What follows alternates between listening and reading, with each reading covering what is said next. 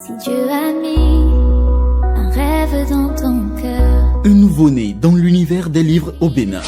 Le pasteur écrivain Léon Rouessou, avec le soutien de Joseph Komakboni, président national de l'Église apostolique du Bénin, vous invite au lancement de son premier livre intitulé La destinée humaine, un plan irrévocable de Dieu. Un plan irrévocable de Dieu. Le dit lancement aura lieu le samedi 13 mai 2023 à 10h au siège national de l'église Pentecôte de la foi de Kendonou, au bord de la grande route Cotonou-Baou, en face de Béné-Marché.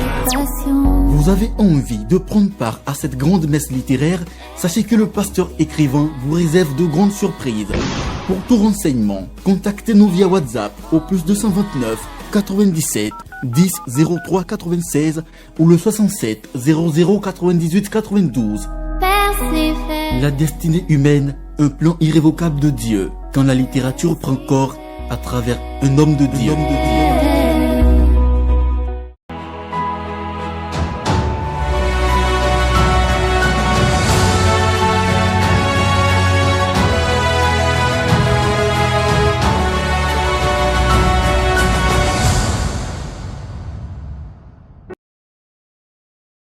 Dans nos langues nationales, il existe plusieurs termes pour en parler. Si dans l'ère culturelle Adjatado, les différentes prononciations tournent autour de l'appellation Azé, chez les Yoruba, l'expression utilisée est Adje. Dans la conscience collective, le mot sorcellerie est connu pour désigner cette réalité, sorcellerie. Voilà un mot qui donne des frissons à plus d'un. Dans notre société, il n'est pas possible de parler de la sorcellerie sans éveiller des sentiments de peur, de crainte et d'angoisse. Mais depuis un certain temps, les sujets liés à la sorcellerie sont abordés en public et même dans les médias. C'est ce que nous faisons ce soir avec notre invité, Kouls Edgar Adoglo. Bonsoir. Bonsoir Charles. Merci d'honorer ce rendez-vous. Merci, plaisir partagé. Fidèle internaute de Guérit TV Monde, bonsoir et bienvenue sur cette émission. En dehors de moi, qui suis-je? Vous avez besoin d'un espace publicitaire pour faire connaître votre société ou vos produits? Seul Guérit TV Monde peut vous satisfaire. Pour tout renseignement, contactez le 00229 91 19 10 10. Guérit TV Monde, le leader des web TV. Et bien de retour sur ce plateau, comme je vous l'ai dit, nous parlons de la sorcellerie. Aujourd'hui, la sorcellerie, qu'est-ce que c'est? Un esprit, une divinité, une connaissance? Dites-nous, M. Kouls Edgar Adoglo, qu'est-ce que c'est? Merci. Donc, d'entrée de jeu, voilà. Et avant qu'on ne parle de la sorcellerie, on va demander à toutes les entités, d'accord? On va demander spécialement à la Mère divine. D'accord, la Mère trois fois sainte, la Mère aux trois visages, de nous permettre, d'accord, d'en parler sans entrave,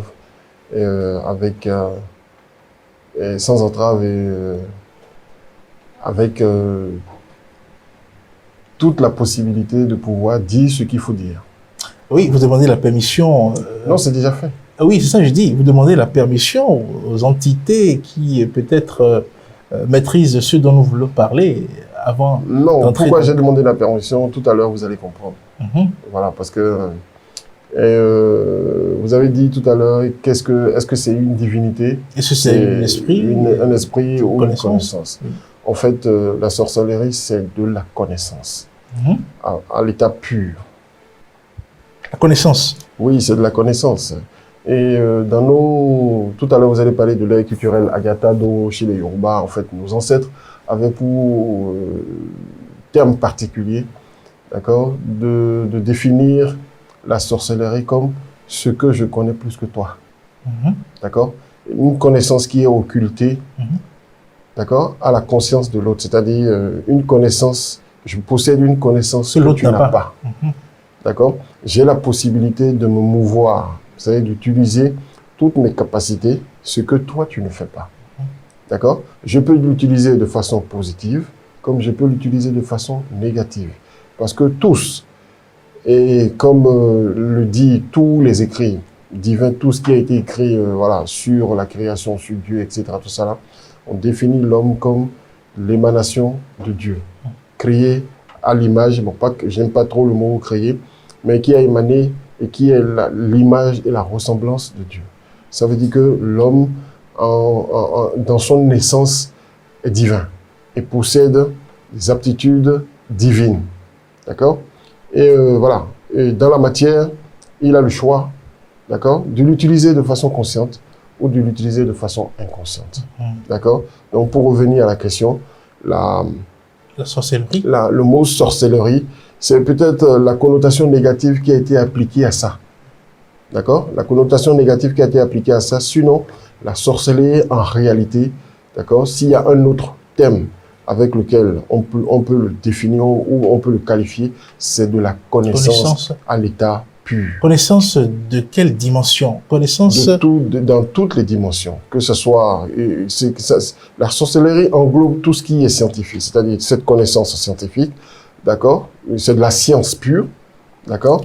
La sorcellerie, c'est de la science. Si, la sorcellerie, c'est de la science. Science pure. Ouais, c'est de la science. Comme les mathématiques. Ben si, comme les mathématiques. Et d'autant plus que aujourd'hui, les gens ont commencé à comprendre un peu ce que c'est que l'énergie quantique. Alors que dans les loges dites sorcières, cette connaissance-là existait depuis la nuit des temps.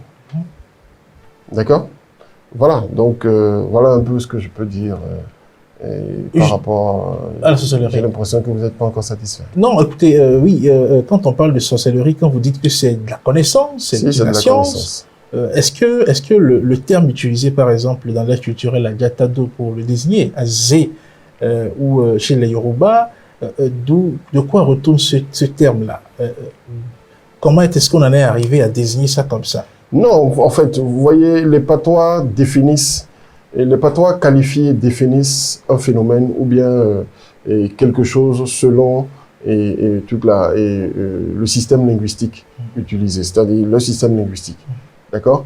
Donc, azé, c'est azé ou le mot, que ce soit le mot azé, que ce soit le mot adjé, c'est toujours de la connaissance occultée, c'est-à-dire la connaissance qui n'est pas à la portée de tout le monde. D'accord? La connaissance c'est des connaissances qui nécessitent un rite initiatique. D'accord? C'est de la connaissance qui nécessite un rite initiatique en bonne et due forme. D'accord? Où il n'y a pas de l'à peu près. Voilà. Si la sorcellerie est une connaissance, si chez nous, des expressions comme azé et adjé permettent de la désigner, si le mot existe en français aussi, est-ce à dire que eh bien, la sorcellerie n'est pas seulement l'apanage des peuples d'Afrique, du Bénin, comme on se plaît à le dire. Est-ce à dire que, eh bien, en France aussi, il y a la sorcellerie? Oui, partout. Partout, d'autant plus que, d'abord, la sorcellerie, il faut comprendre d'où elle est partie. D'accord? Quand on parle de mots sorcellerie en termes de connaissances, c'était, voilà, on nous a raconté un récit, que les gens ont pris à la lettre. D'accord? On a parlé de Adam, on a parlé de Ève. On a dit que c'est Ève qui a initié Adam. D'accord? Ève a reçu la connaissance, bon, en griffe, et le serpent est venu séduire. D'accord? Le serpent est venu séduire Ève, et Ève est venue induire Adam en erreur. Bon, en fait, ça c'est le récit biblique religieux. Mais en fait, je ne vais pas m'attarder trop sur le récit biblique. Je vais juste prendre cette métaphore-là. Adam et Ève qui donnent la pomme à Adam. Adam qui mange cette pomme-là. Et Ève qui a déjà mangé la pomme. Et Adam qui vient manger la pomme. D'accord? Et tous deux s'éveillent à une autre conscience. Vous voyez un peu ce que c'est en train de dire. Ça veut dire que quoi? Ça veut dire que le pouvoir, en fait, est détenu par la femme. Et quand on regarde un peu, et voilà, on remonte un peu dans les temps immémoriaux, là, et dans les temps anciens, on constate qu'au départ, c'était les femmes qui avaient le pouvoir. On parle de l'époque matriarcale, d'accord, où les femmes détenaient le pouvoir. Les femmes avaient ce pouvoir mystique, d'accord, et étaient organisées en loges. Vous voyez un peu ce que c'est en train de dire. Voilà, donc, cette connaissance-là était protégée. Les hommes étaient occultés de tout. D'accord? Et on sait comment les hommes ont pu renverser la vapeur et ont pu prendre, c'est-à-dire ont pu ravir la place à la femme. C'est grâce à l'élément peur. se voit un peu grâce à l'élément peur. Maintenant, quand je reviens dans notre panthéon ici, c'est-à-dire le panthéon Yoruba, et qui est aussi, c'est-à-dire le panthéon Yoruba, les culturels, Agatado, c'est tout un mélange, c'est-à-dire c'est une seule chose, d'accord? Je ne vais pas trop rentrer dans l'histoire, etc. Tout ça là. Il y a une métaphore, une allégorie liée à notre cosmogonie ici, qui raconte une histoire de comment nos mères, c'est-à-dire quand on parle de connaissances profondes, c'est-à-dire on utilise le mot sorcellerie, qui, je dis, a été très mal utilisé. C'est-à-dire on lui a donné une connotation négative et à tort. D'accord? À tort. Parce que, pourquoi à tort? Je vais essayer de démontrer ça aussi tout à l'heure. Donc, il est dit que le premier arrivé sur Terre, c'était Legba. D'accord? Legba était le premier que Elédoumaré a envoyé sur Terre. C'est-à-dire Dieu a envoyé sur Terre. Le Créateur a envoyé sur Terre. Donc, il était le premier, il était là, il a pris tous ses repères, il était le maître des lieux, d'accord? Et il a envoyé toutes les autres divinités, que ce soit Ogou, que ce soit Doudoua, tout ça était venu sur Terre. Maintenant, il fallait envoyer nos mères.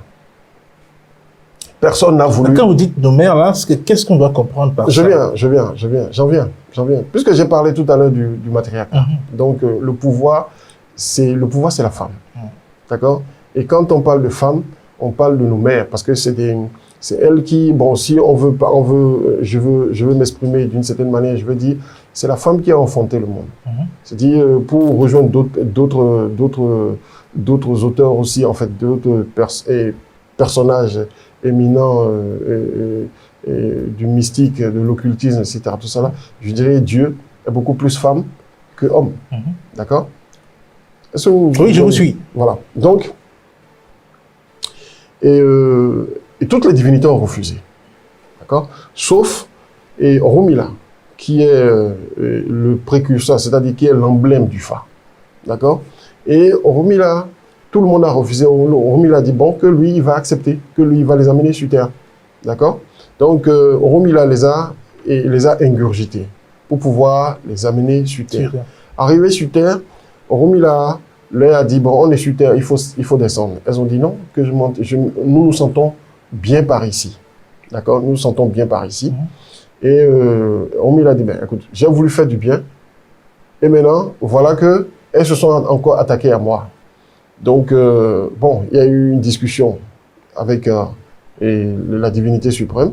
Et la divinité suprême a dit, bon, voilà, j'ai trouvé un moyen pour que tu puisses te débarrasser d'elle. Tu comprends un peu ce que j'entends. Voilà. Donc, et l'autre a dit, bon, je vais te donner, tu vas primer sur toutes les émanations de moi, c'est-à-dire en termes de divinité, etc., tout ça. Maintenant, mais tu seras sans boyau. Tu n'auras plus de viscères. Tu n'auras plus de viscères, parce qu'elles se sont attaquées à ces viscères. Donc, automatiquement, ça explique beaucoup de choses dans le panthéon vaudou, dans le panthéon tradit, en fait, cultuel, etc., tout ça, par rapport à certains rites, etc. Peut-être on va en revenir on va en revenir dans une autre émission, d'accord? Donc, et ils sont sortis, d'accord? Et c'est de là, Oromila, lui, il a eu de l'ascendance sur pratiquement toutes les divinités, c'est-à-dire il est devenu incontournable. Et elles aussi, d'accord?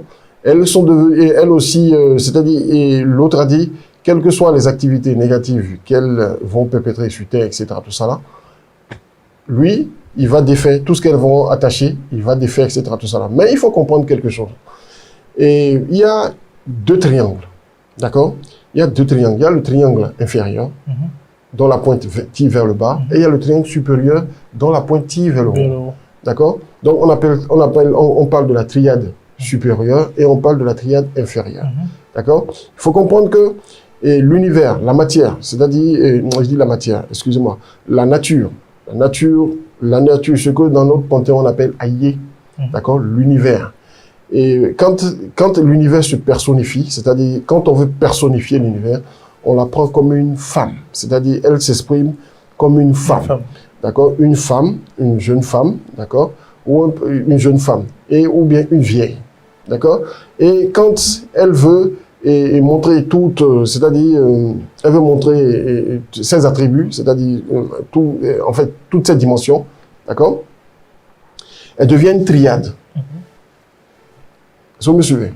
Elle devient une triade. Donc la triade et qui représente les 3 forces de la nature, c'est-à-dire avec leurs couleurs différentes, le rouge, le noir et le blanc.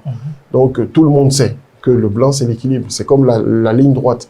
Cette ligne droite-là, il y a moins l'infini, il y a plus l'infini, et il y a le zéro qui équilibre. D'accord? Donc, voilà un peu comment elle se présente. Donc, il y a la triade supérieure et il y a la triade inférieure. Donc, dans la quête de la connaissance, c'est-à-dire dans la quête de la maîtrise du monde physique, d'accord? Il y a de ces femmes-là qui ont rencontré la triade inférieure et qui ont été initiées. Alors qu'on sait que tout ce qui est inférieur a tendance à désorganiser. D'accord? Par contre, il y a d'autres qui ont rencontré la triade supérieure et qui se sont fait initier. Donc, voilà, et c'est de là est parti, et comment je veux dire, et ces creusets de connaissances-là, d'accord? Ces creusets de connaissances, et voilà, et la triade supérieure étant toujours à équilibrer les actions, c'est-à-dire à contrecarrer les actions de la triade inférieure, et ainsi de suite, ainsi de suite. Donc voilà un peu d'où est venue cette histoire de positivité et cette histoire de négativité. Sinon, en somme, quand on parle de connaissance, d'accord, on parle de connaissance et on utilise, c'est vrai que le mot sorcellerie veut dire connaissance, mais il faut que les gens comprennent que la connaissance, c'est ce qui est occulté à notre conscience. D'accord? En bien comme en mal. Mais il se fait que cette fameuse connaissance-là, dans notre milieu social ici, quand on parle de sorcellerie, ça fait peur. Pourquoi cette connaissance doit faire peur? Oui, cette connaissance... c'est normal. Tout ce qui est occulté, tout ce qui est occulté à l'homme fait peur. D'accord? Lui fait peur. Tout ce qui est occulté à l'homme, tout ce dont l'homme n'a pas conscience, lui fait peur. D'accord? Donc, pire. Et cette connaissance-là, cette connaissance permet à l'être humain de pouvoir utiliser son véritable potentiel. D'accord? De pouvoir utiliser son véritable potentiel et de transcender la matière. D'accord? Que ce soit dans le sens négatif, que ce soit dans le sens positif. D'accord? Maintenant, le sens négatif, ça fait un peu peur parce que quand vous, je prends un individu lambda qui est là, et qui ne veut faire aucun effort pour exprimer sa vraie nature. Par contre, il y a des gens qui sont à côté, qui ont la possibilité d'exprimer leur vraie nature, mais de façon négative, ça fait peur. Est-ce que vous voyez un peu? Ça fait peur. Ça fait peur dans le sens où l'individu agit dans 2 sens, c'est-à-dire dans 2 dimensions. D'accord? Dans la dimension invisible et dans la dimension physique. Est-ce que vous voyez un peu? Mais il est beaucoup plus opérationnel dans la dimension invisible, d'accord, où il a la possibilité de désorganiser la matière, c'est-à-dire de désorganiser le monde spirituel, d'accord, le monde invisible et le monde visible de l'individu. D'où cette phobie-là, d'où cette peur-là. Oui, la connaissance, la sorcellerie. On entend parler, nous ne sommes pas sorciers, on entend parler ça et là, on parle de calebasse, on parle vous avez parlé tout à l'heure de rites, on parle de transmission de la sorcellerie, on parle de Azeka, etc. Dites-nous concrètement là. Non, revenons ici, dites-nous pour la perception que les gens ont de ces choses. Non, il faut comprendre. Qu'en est-il concrètement? Est-ce qu'il y a vraiment une affaire de calebasse autour? Est-ce qu'il y a vraiment une affaire de quelque chose que la personne a dans son ventre et qui fait que, oui, il détient cette connaissance-là qui fait de lui du sorcier? Bon, écoute, j'ai dit tout à l'heure, d'accord? Voilà, j'ai dit tout à l'heure que la sorcellerie, d'abord c'est un creuset de connaissances. Je reviens dessus pour que les internautes gardent le fil de ce qu'on a entendu dire. Oui. D'accord? Et que cette connaissance-là, d'accord, le mot sorcellerie on lui a donné une connotation négative. D'accord? À tort. Parce que les gens n'ont pas compris ce que c'est. Je prends un exemple. Aujourd'hui, on a traité, je reviens un peu derrière. Quand je prends l'histoire de l'Église avec l'Inquisition, D'accord, cette inquisition où on a fait la chasse aux sorcières, c'est des personnes qui avaient des dons naturellement, c'est-à-dire qui avaient la possibilité d'utiliser toutes leurs capacités. C'est-à-dire leurs capacités ou bien certaines de leurs capacités ont été traitées de quoi? De sorcières. Ont été traitées de quoi? De sorciers, d'hérésie, etc. Tout ça là. Mais force est de constater que après, c'est-à-dire après qu'on ait brûlé ces individus, après qu'on ait martyrisé ces individus, etc., tout ça, on a constaté après qu'il y a eu des phénomènes qui se sont produits. Et c'est par rapport à ces phénomènes-là qu'on a déclaré ces victimes-là, on a canonisé ces victimes-là, d'accord, qui est un rituel de pacification des âmes, d'accord. On a canonisé ces individus-là et on les a déclarés saints. Exemple, comme Sainte Thérèse, etc., tout ça. Bon, je ne vais pas rentrer dans ce domaine-là. C'est pour dire quoi? Vous voyez, en matière c'est de la connaissance. Et cette connaissance-là est suivie d'un rite initiatique. Oui. D'accord? Et ce rite initiatique, il y a des rites initiatiques supérieurs, il y a des rites initiatiques inférieurs. Vous voyez un peu ce que ça veut dire. Quand je dis inférieur, c'est pas que c'est un rite qui n'a pas de force. D'accord? Je veux parler en termes de positivité, je veux parler en termes de négativité. Vous voyez un peu ce que c'est en train de dire. Voilà. Et au niveau de chaque peuple a son mode de transmission, son mode initiatique. Vous voyez un peu. Le mode initiatique des anglo-saxons n'est pas le même que le mode initiatique des bantous. D'accord? N'est pas le même mode initiatique des Ayas, n'est pas le même mode initiatique des Yoruba, des Fonds, etc., etc. Chacun a son mode initiatique. Vous voyez un peu ce que c'est en train de dire. Chacun a ses appareillages, d'accord? Chacun a, comment je vais dire, bref, son système, son procédé, son processus. Vous voyez un peu. Et dans ce processus-là, il y a l'utilisation de certains éléments, d'accord? De certains éléments. Il y a l'utilisation, c'est-à-dire la manipulation de certains éléments physiques, comme de certains éléments et trucs là qu'on appelle invisibles, d'accord? Et qui peuvent donner droit à peut-être des appareillages que l'individu va détenir ou pas. Exemple, quand je prends chez les Européens, nous avons le balai magique, d'accord? Et ici, chez nous, les gens disent que c'est le Azeka, bon, le Azeka, etc., tout ça là. Bon, pour ceux qui en parlent, qu'est-ce qu'ils en savent? Tu vois un peu? Pour ceux qui en parlent, qu'est-ce qu'ils en savent? Ce qui est sûr. Peut-être que c'est les anciens sorciers, les gens qui ont été sorciers qui ne le sont plus. Non. Et bon, en fait, cette question-là, je ne vais pas répondre à ça. Puis ça va faire peut-être l'objet d'une autre émission parce que dès que vous êtes, ça dépend de l'initiation et que vous avez subi. Mais là, dites-nous, est-ce que on devient sorcier par volonté? J'ai pas fini de répondre. Donc, chacun a son appareillage. Chaque peuple a son appareillage. Chez nous, ici, on peut parler de calebasse, on peut parler de tout ce qu'on veut. Dans d'autres peuples, etc., tout ça là. Mais il faut comprendre que c'est hiérarchisé. D'accord? C'est hiérarchisé. Et ça dépend du niveau de conscience et ça dépend de l'initiation de l'individu. Oui, mais dites-nous, on devient sorcier, on est sorcier, on a la volonté de devenir sorcier ou quelqu'un vous rend sorcier à votre insu? J'ai dit tout à l'heure que ce mode, c'est-à-dire ce creuset de connaissances-là est l'apanage des femmes. D'accord? Est l'apanage des femmes. Ça veut dire que quoi? Ça veut dire que c'est un mode de transmission génétique. Vous voyez un peu ce que c'est en train de dire. Je dis, à la base, la vraie, l'original, l'authentique transmission de cette connaissance-là, d'accord? Quand on parle en termes de connaissance, c'est génétique. Tu vois un peu, travers les gènes? À travers les gènes. C'est de la mère à la fille. C'est-à-dire, la mère à la fille. Vous voyez un peu ce que c'est en train de dire. Maintenant, toutes les mères, pourquoi les garçons ont apparu dans des cercles de connaissances, d'accord? C'est parce que les femmes qui ont enfanté, c'est-à-dire il y a des femmes qui ont enfanté des garçons, et qui n'ont pas enfanté de filles. Donc, elles étaient obligées de transmettre pour pouvoir garder leur lignée, d'accord? Pour garder la pureté de la lignée, elles étaient obligées de transmettre, de faire cette transmission-là via l'homme. Ça, c'est le mot de transmission original, ça. Oui. D'accord? Original, authentique, pur. On appelle ça du pur sang. D'accord?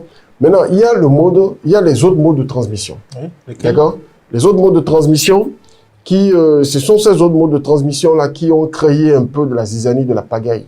Parce que, d'abord, il faut avoir des aptitudes bien précises. C'est-à-dire, c'est comme, voilà, on forme un militaire. C'est-à-dire, on veut que l'État a besoin, par exemple, de 5 GIGN. bien formés, etc. Tout ça là. On peut pas envoyer n'importe qui.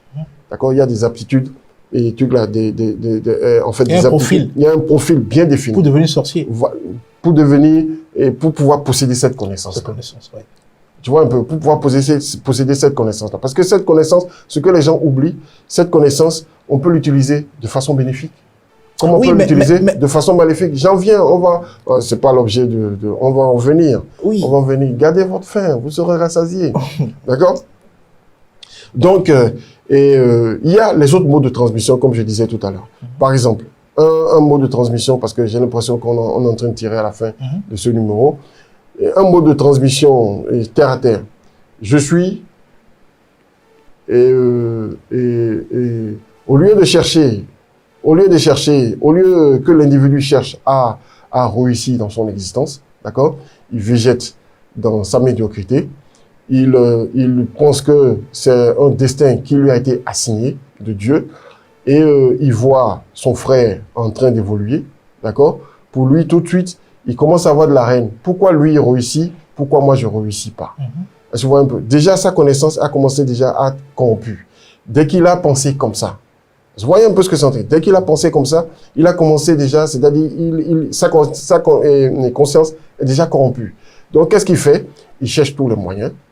D'accord? Il se dit, je vais essayer de détruire, de le freiner pour que tous, lui et moi, qu'on soit au même niveau.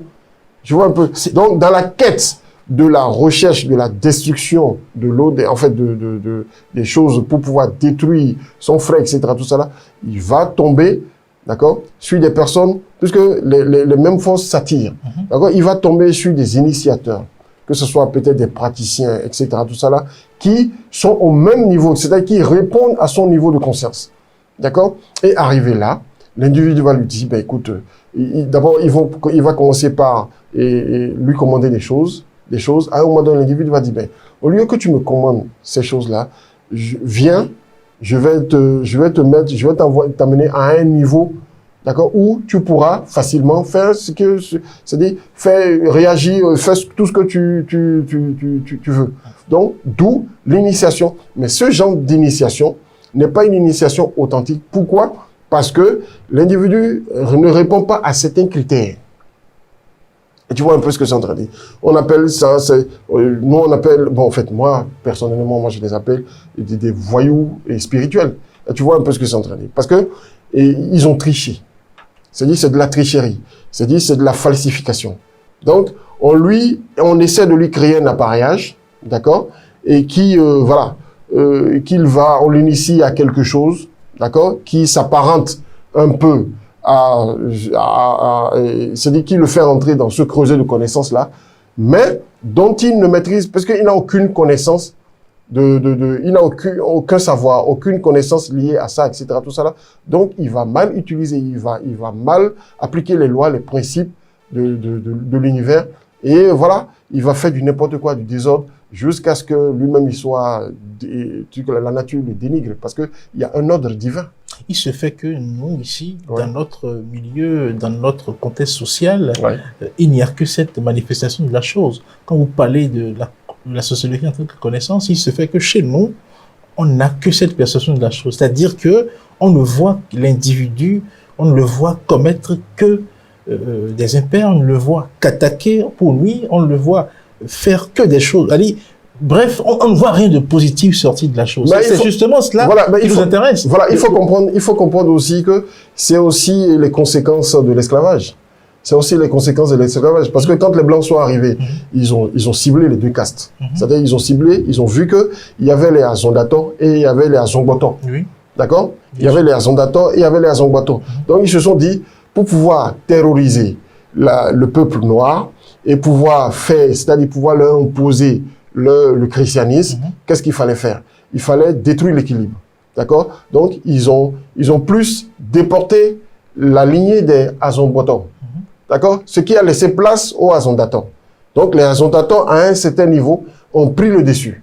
Est-ce qu'on se comprend? Sur ceux qui font du bien. C'est-à-dire, le positif a été déporté, et le négatif, on a permis au négatif de sévir. Donc, le négatif sévissant, les gens étaient obligés de revenir, d'avoir recours au christianisme pour leur salut.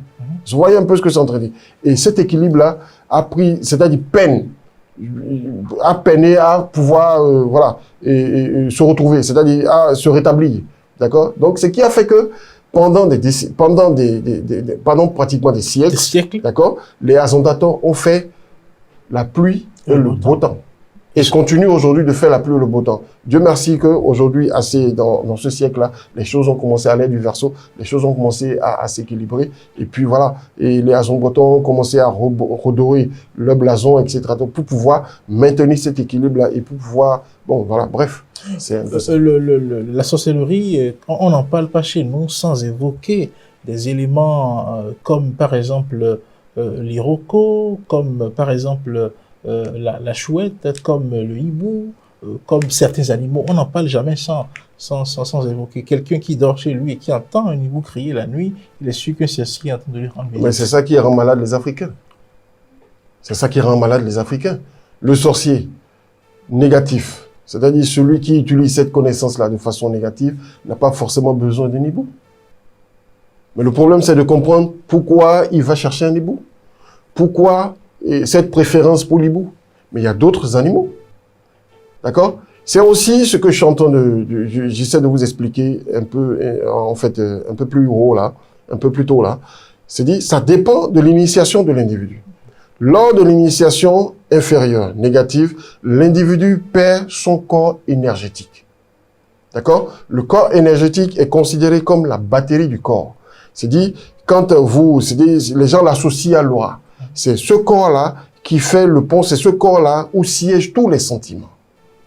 Vous voyez un peu ce que c'est. Donc, lors de l'initiation, et c'est ce corps-là qui est le pont entre le corps physique et les autres corps spirito-matériels de l'individu. Parce que nous n'avons pas seulement le corps physique. Nous avons c'est-à-dire une série de corps.